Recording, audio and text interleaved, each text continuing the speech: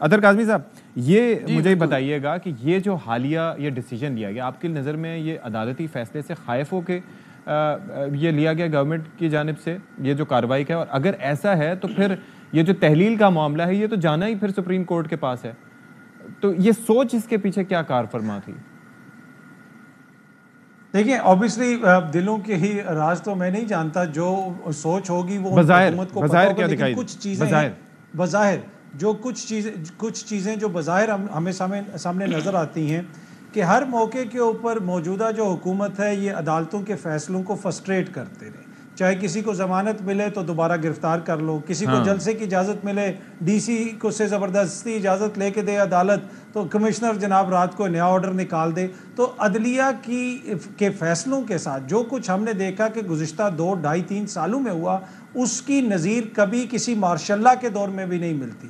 Even کہ جو اس ملک میں مارشل لا بھی لگتے رہے وہ مارشل لا لگانے والے بھی جا کے عدالت سے اپنے لیے لیجٹمیسی لے کے آتے تھے اور کہتے تھے کہ جی عدالت نے ہمیں جائز قرار دے دیا۔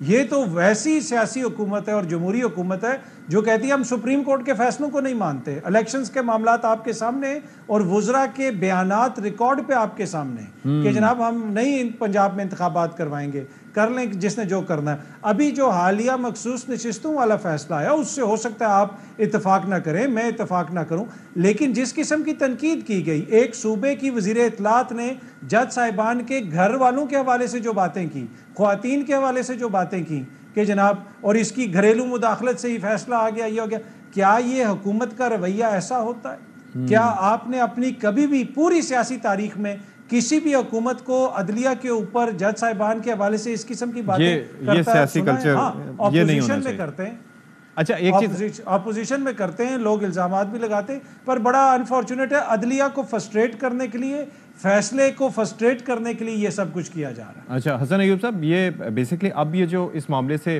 اسحاق ڈار صاحب کے اسٹیٹمنٹ کے بعد تو یہ لگ رہا ہے کہ بیک پیڈل کر رہی ہے گورنمنٹ اس چیز سے، یعنی کہ ابھی فیصلہ نہیں ہوا، ابھی مشاورت کریں گے، یہ ہوگا وہ ہوگا، تو اب کیا آپ کو لگتا ہے کہ جو ری ایکشن اس پہ سامنے آیا ہے اس کے بعد اب پیچھے ہٹ رہے ہیں، یا کیا سوچ کیا پائی جاتی ہے اس وقت حکومت میں؟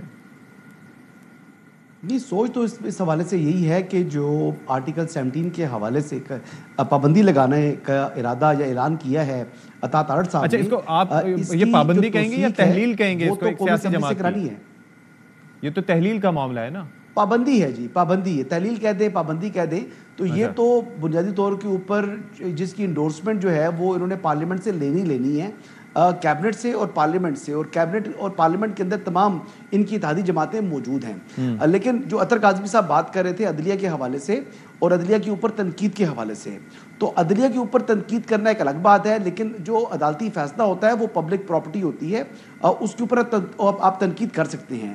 اب عدلیہ تو ایک طرف دیکھیں، لیکن ان کی جس طرح سے وہ حوالہ دے رہے ہیں کہ ان کی فیملیز کے بارے میں بات کرنا یہ تو غیر مناسب ہے نا، عدالتی فیصلوں پر آپ اکسل کر سکتے ہیں لیکن وہاں تک پہنچنا غیر مناسب تک تو نہیں جایا جا سکتا۔ جی بالکل وہ تو مناسب نہیں ہے، لیکن ایک بات جو آپ کر سکتے ہیں کہ عدلیہ نے ابھی دیکھیں حالیہ دنوں میں آپ نے دیکھا کہ مداخلت کے حوالے سے شور اٹھا، چاہے وہ اسلام آباد ہائی کورٹ ہے، چاہے وہ لاہور ہائی کورٹ ہے، ایون کہ اس کی گونج سپریم کورٹ میں بھی آئی اور اس کو نوٹس بھی ہوا اس معاملے کے اندر اور عدالت نے اس میٹر کو ٹیک اپ کیا۔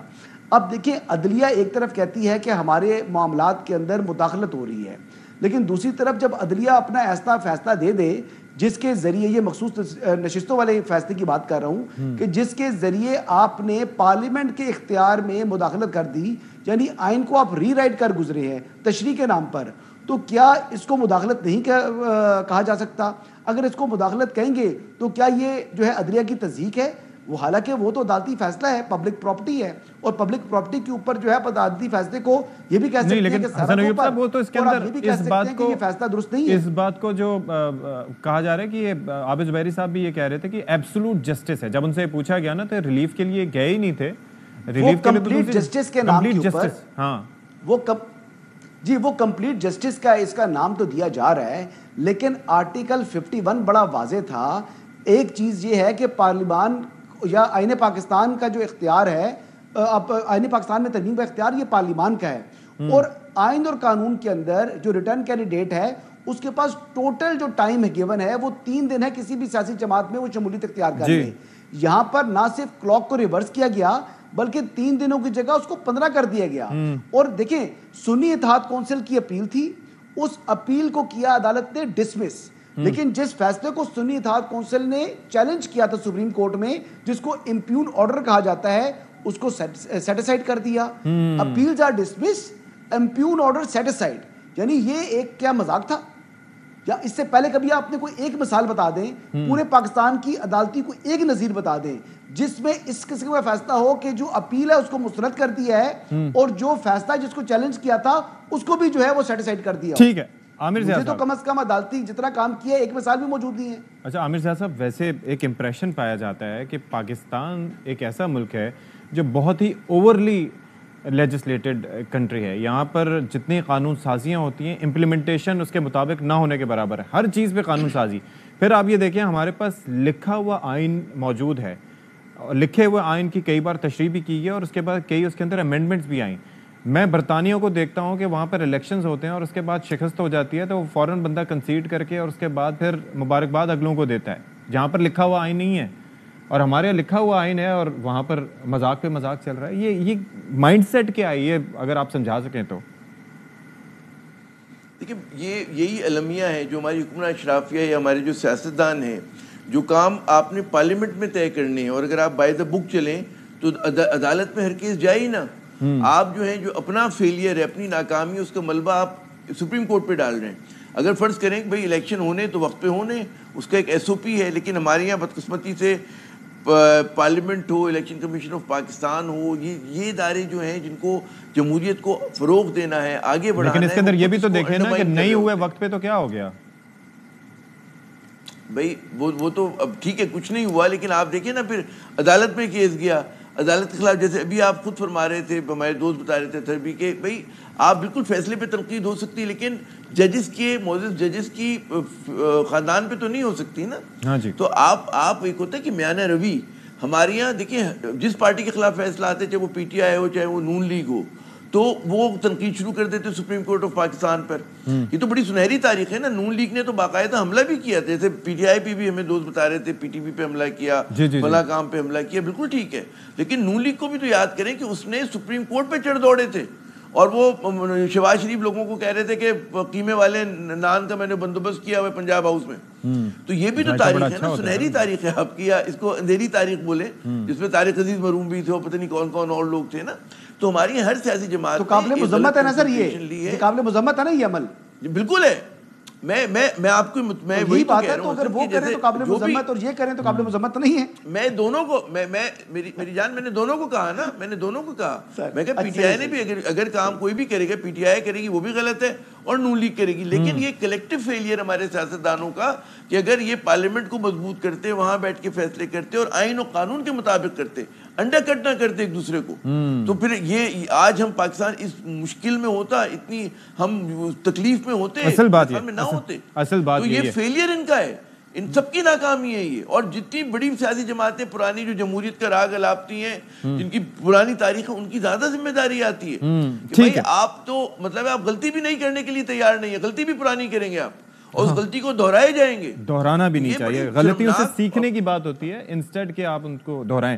اظہر کاظمی صاحب, یہ جو اب ایک معاملہ ہے کہ اب ایک اور چیز بحث جس پہ ہو رہی ہے, یہ ایڈ ہاک ججز کے معاملے پہ, تو میرا اس پہ بیسک کویسچن یہ تھا کہ ایک عمر مقرر ہے, یعنی کہ آپ بھلے چیف جسٹس آف پاکستان ہوں یا سینئر جج ہوں, لیکن ایک ایج ہے تو اس پہ آ کے آپ کو ریٹائر ہو جانا ہے. اس کے بعد پھر 3 سال کی مدت کے اندر, یعنی کہ ابھی ریٹائرمنٹ کی 3 سال کی مدت نہیں ہوئی ہے, تو وہاں سے پھر آپ کو ایڈ ہاک جج دوبارہ سے مقرر کر لیا جائے گا. تو یہ تو پھر اسی چیز کی نفی ہو گئی. اس سے بہتر نہیں ہے کہ وہاں پر بھی ایکسٹینشن کا معاملہ پھر لے آیا جائے کہ ہو جائے. دوسرا یہ کہ ایڈ ہاک ججز ہائی کورٹ سے بھی لیے جا سکتے ہیں, تو یہ ریٹائرڈ جج کو لے کے آنا, اور خاص طور پر ایک ایسے محکمے میں جہاں پر جوڈیشری میں جہاں پر سینیورٹی کو بڑا مانا جاتا ہے, یعنی کہ اگر وہ جج آئیں گے بھی سپریم کورٹ میں تو سینیورٹی لسٹ میں پھر وہ پیچھے چلے جائیں گے اور پھر جونیئر جج ہوں گے. آپ کا اس تمام ترکیب پر کیا نقطۂ نظر ہے؟ دیکھیں ہر چیز کی ٹائمنگ ہوتی ہے. جس ٹائم پہ یہ نام سامنے آئے ہیں اس سے تو یہ ایک سیاسی فیصلہ لگتا ہے. قاضی فائز عیسیٰ صاحب کے ہم خیال جو لوگ ہیں ان کے نام سامنے ہیں. اب یہ بات ہر کوئی کر رہا ہے, ہر کوئی ڈسکس کر رہا ہے, اور پھر جن معزز جج صاحبان کے نام آئے ہیں, ایک تو ابھی نگراں وزیر اعلیٰ تھے ایک صوبے, وہ صوبہ جہاں پہ ایم کیو ایم نے الزام لگایا کہ الیکشن چوری ہوا, وہ صبح جہاں پی ٹی آئی نے الزام لگایا الیکشن چوری ہوا، جہاں پیپلز پارٹی نے بھی الزام لگایا، جہاں پہ ایک سیاسی جماعت کو سیاسی ایکٹیویٹی نہ کرنے دی گئی، تو وہ نگراں وزیر اعلیٰ اب سپریم کورٹ میں آ کے بیٹھ جائے گا اس جو نام پرپوز کیے گئے ہیں ان کے مطابق، اور وہ انصاف وہاں پہ فراہم کرے گا. تو میرے خیال میں جو موزز کہہ رہے ہیں، بار کے لوگ کہہ رہے ہیں، وکلا صاحبان کہہ رہے ہیں، تو عدالت کو بھی دیکھنے کی ضرورت ہے. ڈاک ججز کی ضرورت ہے تو ان کو لگائیں جو ہائی کورٹ کے ہیں یا سینئر جو جج صاحب. حسن ایوب صاحب ویری کوئکلی آپ کا بھی اس پہ کامنٹ چاہوں گا، وقت بہت مختصر ہے پلیز. دیکھیں پینڈنسی جو ہے وہ 60,000 کے قریب پہنچ چکی ہے سپریم کورٹ آف پاکستان میں. عدلیہ کو سیاسی مقدمات میں تو آنا ہی نہیں چاہیے، اور ایکچوئل جو عام سائلین کے مقدمات ہیں وہ بہت سفر کر رہے ہیں. جیل پٹیشنز ہیں، لوگ سالوں سے جیلوں میں سڑ رہے ہیں. بالکل ججز کی تعداد جو ہے وہ 50 بھی ہو جائے اور ان مقدمات کی ڈسپوزل جو ہے وہ ایز سون ایز پاسبل ہو، یہ بہت ضروری ہے. ایڈاک ججز بھی لگائیں، اور سپریم کورٹ میں جو ججز کی تعداد ہے اس کو بڑھانا وقت کی ضرورت ہے. ادروائز لوگوں کا گلنا سڑنا جیل میں رہنا صرف پاکستان تحریک انصاف نہیں ہے، باقی بھی بہت سی دنیا کے جو ہے نا وہ قیدی موجود ہے پاکستان. وقت مختصر ہے، میں عامر زیاد صاحب سے کامنٹ لینا چاہوں گا. عامر زیاد صاحب. اشفاق صاحب چھوٹا سا کامنٹ. اشفاق صاحب چھوٹا سا کامنٹ. پشاور ہائی کورٹ کے چیف جسٹس خط لکھ کے گئے کہ میں ریٹائرڈ ہونے والا ہوں، کیوں نہیں آپ اجلاس بلاتے، کیوں نہیں مجھے سپریم کورٹ لے کے آتے. تو اس وقت کسی کو یاد نہیں آیا، ہونا چاہیے. اچانک وہ سیٹ وقار صاحب کی درخواست آج کل بھی پینڈنگ موجود ہے سپریم جوڈیشل کونسل میں. ٹھیک ہے عامر زیاد صاحب. سر دیکھیے میں اشفاق صاحب بات یہ ہوتی ہے کہ میں پھر وہی کہوں گا کہ ہمارے سیاستدان اگر کہتے ہیں نا عقل مندی سے چلیں گے تو کیسز کورٹ میں نہیں جائیں گے. ٹھیک ہے. سپریم کورٹ نہیں چھلانگ لگاتی، سپریم کورٹ تو اس لیے لگاتی ہے کہ بھائی آپ ناکام ہو جاتے ہیں، پارلیمنٹ ناکام ہو جاتی ہے، آپ وقت پہ کام نہیں کرتے، تو ظاہر ہے وہ آئیں گے بیچارے.